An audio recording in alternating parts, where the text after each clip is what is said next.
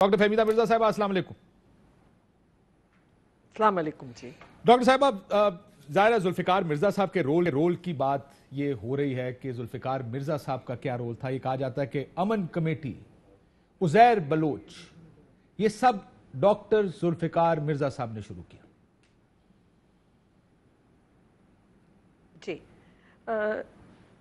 काशिफ, मुझे आपकी आवाज़ बहुत क्लियर नहीं आ रही है, लेकिन कैन यू हेयर मी? जी जी बिल्कुल बिल्कुल, आवाज़ आपकी साफ आ रही है। जी ओके। अच्छा, पहले जो आपने इंट्रो में कहा कि अलाइस से क्यों नहीं पूछा जाता, ये अब तक वहाँ क्यों बैठी हैं, तो मैं समझती हूँ सबसे ज़्यादा तकलीफ़ ही इनको ये है। हालांकि एक खामोशी से बैठी हुई थी, पर प्रॉबली जो इनके बहुत ही जो अपने लीडर से शायद बहुत सिंसेयर हैं, या उनकी खैर ख्वाह ये समझ लें कि जिनको ये चीज़ उठानी थी और वो चाहते हैं कि मैं अब अपना मुंह खोलूं और मैं बहुत कुछ बोलूं जो कि मैं अपने अंदर रखे बैठी हूं। पर बहरहाल आपने बात की अमन कमेटी और उज़ैर बलोच की। देखिए, सबसे पहले जब से ये JIT का हुआ तो एक तरफ तो ये है कि ये कहा जा रहा है कि जी हुकूमती जो कि मेरे हाथ में है, मैं उसी हवाले से बात करूंगी जिस पे 7 सिग्नेचर्स हैं। उसमें मैंने पूरा देख लिया, इसमें तो कहीं कोई ऐसी चीज़ ही नज़र मुझे नहीं आई। पर बहरहाल फिर भी जब अपनी ज़ात पर आए तो ये वाली है JIT, लेकिन अगर डॉक्टर साहब की बात करनी है तो फिर दूसरी JIT। तो एक तो ये फैसला कर ले कि किस JIT की बात कर रहे हैं। अब आ जाए ये दूसरी वैसे अमन कमेटी पर जाने से पहले ये दूसरी JIT आपके जो एला हैं पाकिस्तान तहरीक इंसाफ अली जैदी साहब लेकर आए हैं, और वो कह रहे हैं कि ये असल JIT है। इसमें असल नाम दिए हैं ये वो लोग हैं जिन्होंने उज़ैर बलोच को पेट्रोनाइज किया और उसको उठाया कराची में। तो ये पीपल्स पार्टी नहीं कर रही है, आपके अपने एलाय कर रहे हैं। उन्होंने भी एक जी ये आपके एलाइज कर रहे हैं, ये पीपल्स पार्टी ने नहीं किया मैडम। जी जी नहीं बिल्कुल, वो भी लेकर आए हैं और वो कहते हैं कि वो ऑथेंटिक है, जो कि उनके उस पे भी सिग्नेचर्स हैं, मोरलेस यही सेम सिग्नेचर्स हैं।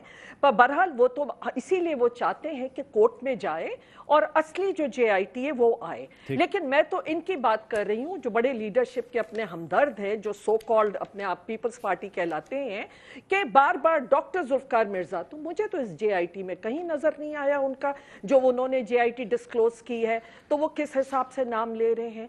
दूसरी बात, अमन कमेटी के लिए मैं बहुत क्लियर कर दूं आपको काशिफ साहब कि अमन कमेटी तो पीपल्स पार्टी या 2008 में जब हुकूमत में आए तो उससे पहले से ही थी। और उसके अलावा अगर आप देखें कि कराची की जो उस वक्त सूरत हाल थी, जो एक मैं समझती हूँ टर्फ वॉर वहां पे थी, जो डिफरेंट पॉकेट्स पॉलिटिकल वो बनाए बैठे हुए थे, चाहे लियारी के अंदर हो, चाहे औरंगी में हो, चाहे कराची सेंटर में हो, कि मुख्तलिफ ग्रुप्स और एक अजीब टर्फ वॉर चल रही थी और अपने अपने मफादात के लिए मुख्तलिफ पॉलिटिकल पार्टीज मुख्तलिफ क्रिमिनल्स को, टारगेट किलर्स को सपोर्ट करती थी अपने मफादात के लिए। अब आ जाइए कि 2008 में डॉक्टर साहब ओथ उठाते हैं, कोई अप्रैल में 2008 में, और उस वक्त मुझे बताइए कि उज़ैर बलोच किधर थे?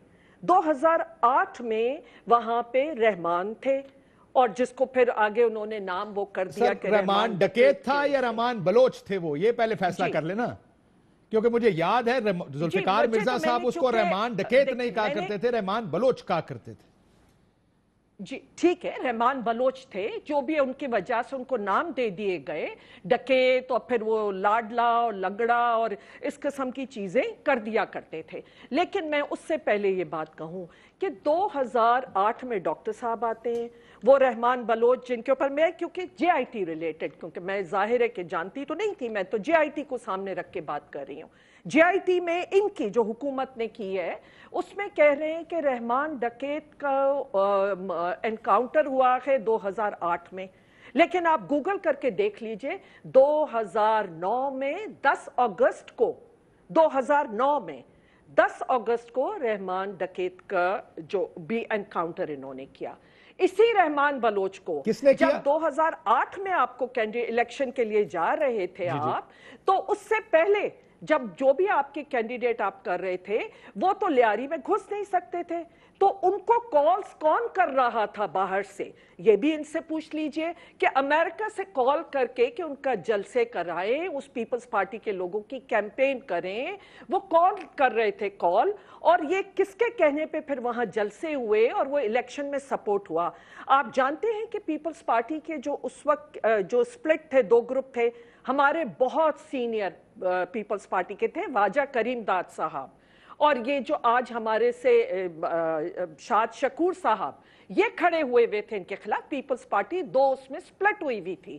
تو اسی رحمان بلوچ یا ڈکیت کو کسی نے باہر سے فون کیا اور کہا کہ نہیں جی ہم نے ٹکٹ ان کو دیا ہے، آپ ان کو سپورٹ کر لیں، اور وہ جو پرانے پیپلز پارٹی کے تھے وہ ناراض ہو کے انہوں نے مخالفت میں الیکشن کی اور پھر بائیکاٹ بھی کیا۔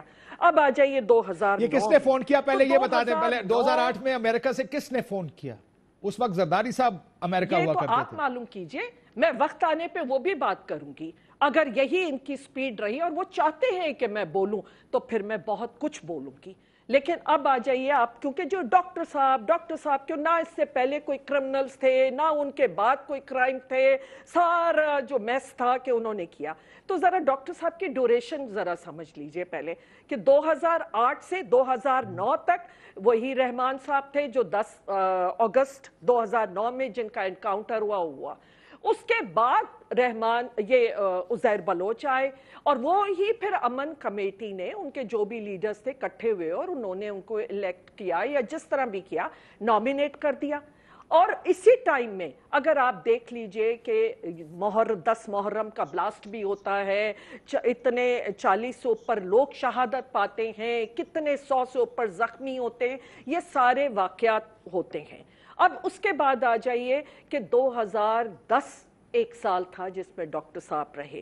2011 کے ارلی 2011 میں انہوں نے ہوم منسٹری چھوڑ دی، پھر تو وہ ورکس اینڈ سروسز کے منسٹر ہو گئے، سینئر میں ورکس اینڈ سروسز ہو گئے 2011 کی بگننگ میں، اور 2011 کی 28 اگست جب 27 رمضان تھی، جس تاریخ کو ہم کہتے ہیں پاکستان بنا تھا، انہوں نے قرآن شریف اٹھا کے ریزائن کیا اور بہت سی باتیں کی۔ وہ ایم کیو ایم کے بارے میں کیا، وہ مجھے یاد ہے اس وقت کیا ہوا تھا، اور بلکہ انسیڈنٹلی میں تو بہت قریب سے وہ دیکھا واقعہ۔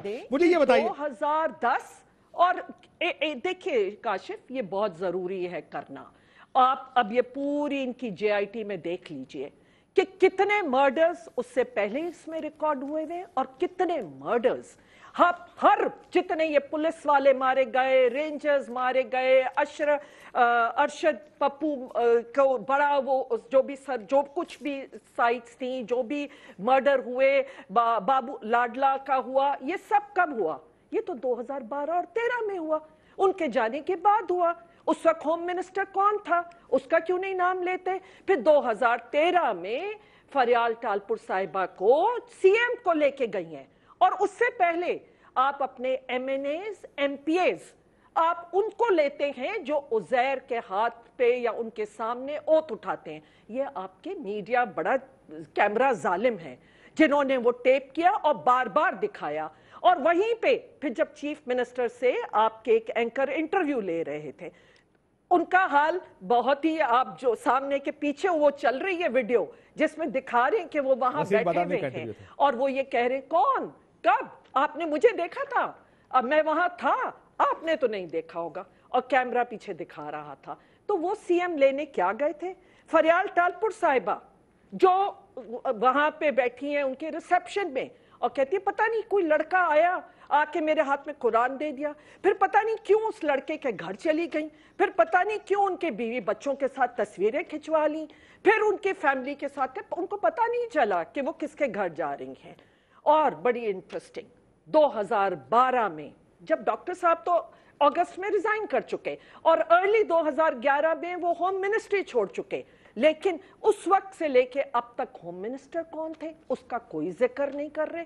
اور 2012 میں پیس ایوارڈ عزیر بلوچ کو دیا گیا، 13 میں بھی دیا گیا، وہ کس نے دیا؟ आप ही के बदामी साहब के एक उसमें जी बिल्कुल, हम सारों ने बताया, देखा वसीम के और इंटरव्यू लिया उन्होंने घर जाके। डॉक्टर जुल्फकार की तो तस्वीरें उनके घर पे नहीं थी।